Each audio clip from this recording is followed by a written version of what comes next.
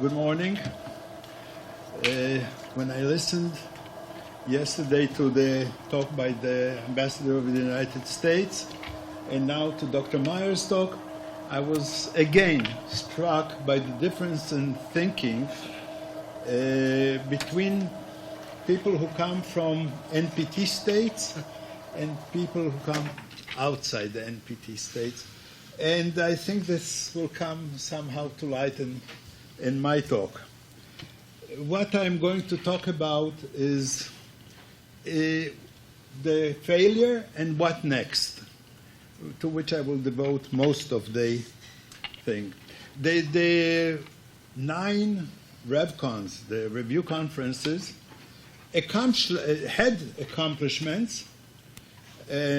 Perhaps a notable one was in 1995 when the NPT was extended indefinitely, and in 2000 when the conference adopted the 13 practical steps for systematic and progressive efforts to implement Article 6 of the Treaty on the Non-Proliferation of Nuclear Weapons. I already wrote about it. I'm afraid that the steps are not very practical, and the whole process already stopped at the first one, which is the ratification of the CTBT, the Comprehensive Test Ban Treaty, and that was not the way to proceed. As mentioned already yesterday, the NPT, although it doesn't state it in the same way, the NPT rests on 3 pillars: the non-proliferation of nuclear weapons, the disarmament provision, and the civilian use of nuclear energy. Let me address the first one, which is the toughest one, and that is disarmament. Disarmament will not, to my opinion, take place in the very near future or in the near future. It is against the position of many countries. Nuclear weapons are used today, that's a common assessment, as deterrents, and this was already mentioned. And if you have a deterrent, it means you have also your enemies, your opposition. And who wants to lose the deterrent? People have given up nuclear weapons. We have those cases. We have the cases, and by the way, in the next session, we will address the issue of do nuclear weapons enhance the security of their owners? But as long as there are deterrents, and as long as deterrents are needed, I don't think, and this is a very simplistic argument, I know. You can get into a much deeper discussion of the issue. But with this simple thought, that the deterrent has to work, I don't see nuclear disarmament taking place at this time. We are left then with the second and third pillars. The second pillar that I'll discuss is, by the way, these two are interlinked. The non-proliferation and the civilian use, they are interlinked. And the non-proliferation has 2 parts to it. One part is the verification, the safeguards mechanism, the safeguards system, and the other one is the transfer of technologies, the transfer the technology, know-how, the instruments, materials, all that is included there. And let me take up on the first one, the verification. Verification hasn't worked well in several cases. We all remember the cases of Iraq, Syria, Libya, Iran. And although the additional protocol of the IAEA was promoted, it is not accepted. It is not universally accepted. And even that, the additional protocol is not a perfect instrument. It cannot or does very little to provide the means for finding out concealed facilities, activities, and it needs a lot of goodwill on the part of the inspected state to perform its task correctly. And the other part, the transfer of technology, is governed today by the Nuclear Suppliers Group, the NSG. And one cannot become a member of the NSG unless one is a member of the NPT, is party to the NPT. So the situation today is that non-parties to the NPT cannot really receive any civilian nuclear technology unless they have a special permission from the NSG, the Nuclear Suppliers Group. And the Nuclear Suppliers Group will not usually give such permission. And there is the case of India, which I don't want to go into, but that could possibly create a move towards a better situation. So what is there? Is there a solution? Is there a way out? 11 years ago, I published, the Jaffe Center published my memorandum on rethinking the nuclear non-proliferation regime. This was a suggestion that since the NPT cannot be amended, practically, there is a possibility of an amendment, but if the conference cannot even agree on a final document, who will agree on an amendment? And I suggested that another document be drafted, a treaty parallel to the NPT, in which the other countries, the other states that I will call so, can be part of. And when the other states will be a part of, that somehow it brings them into the fold.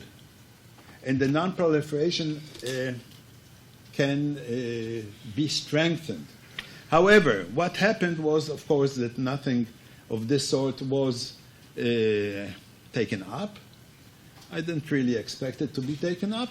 But the whole time, the situation got worse and worse. And let's see the case of Iran. And if we are talking now the case of Iran and the NPT, look what's happening. The case with Iran is that now the discussions are concerned with prolonging the breakout time from 2 months, let's say, to a year.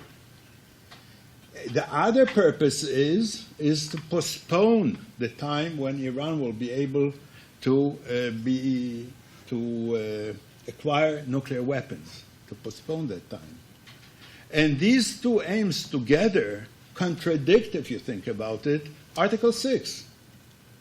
This is not an agreement that will be of disarmament. This will be an armament agreement.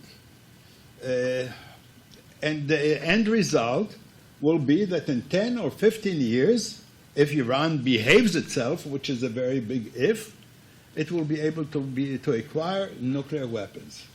So all this is contrary to the spirit of the NPT. So I have to come up with a new suggestion. And I want to suggest that at least the P5 and the other states being India, Pakistan, North Korea, and Israel, and the P5, put together a code of conduct. And in this code of conduct, agree on very few things, but this will be at the end a strengthening of the non-proliferation regime. Because look what happened. These countries that were not in the fold could promulgate, could sell technologies, and did. And take the case of Pakistan, take the case of North Korea. They have really supplied many technologies, and the situation has become worse. So what I'm suggesting is put together a code of conduct and have every one of these 8, 9 countries agree to it. Anyone else who wants to join should join. But this will be the center part. And the principles will be the following. 1, the parties to the Code of Conduct will be admitted as NSG adherents. They don't have to be members, they have to be adherents. There is a difference. The other states will sign and ratify the non-proliferation obligations of the NSG. The NSG members will be permitted to sell nuclear power stations to the other states.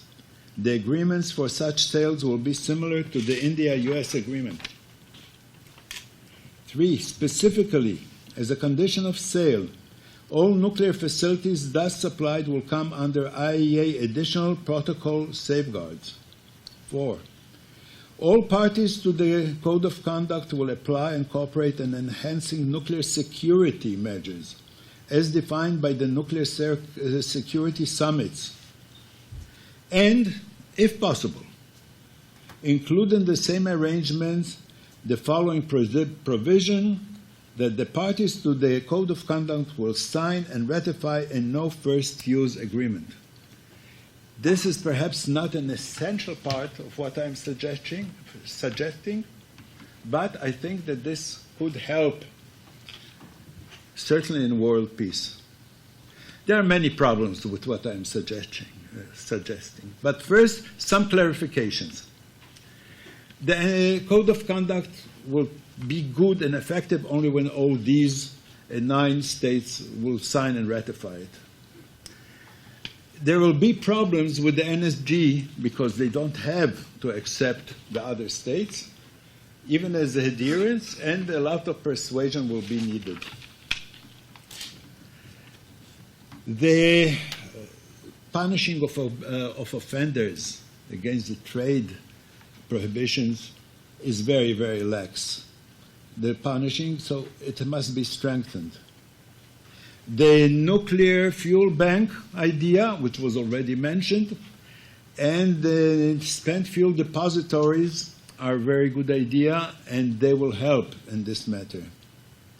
The additional protocol will have to be modified to take care of the special needs of such an arrangement. And what are the advantages? The advantages are very simple. This is a standalone document. It doesn't contradict anything stated in the NPT. It brings into the fold the states that are under non-proliferation obligations, some of which, as I said, have used this. The drawbacks are not many. Of course, there's the main philosophical and emotional thing that it legitimizes, in a way, the activities of these other states and lets them go on with any NPT-prohibited activity. On the other hand, this recognizes an existing situation and attempts to shore up loopholes in the world situation. It is somewhat a bitter pill for some countries to swallow, but I think this is a move ahead. Is this suggestion the answer to the deficiencies in today's non-proliferation regime? Of course not. The first criticism is that it does not deal with today's outstanding proliferation issues, first and foremost Iran's. At most, it provides partial answers to some NPT-related issues. Is it the only solution to these issues? Again, probably not. So, why did I write this? Someone probably would raise the finger, the hand, and ask me this question. I would say there are 3 reasons. I think that the non-proliferation regime is weakening and it must be strengthened. And this is one way of strengthening the non-proliferation regime. The second one is that I think perhaps erroneously, but still I think that this is doable. You can do it. If the will is there, if you want to go and think somewhat out of the box, it is doable. And the third reason is that going and pushing ahead, pushing the wall and trying to break through, as has been done in the 9 Review Conference and the innumerable almost preparatory committees for the review conferences, try to walk around this barrier and try to think of something completely new. It may work. Thank you.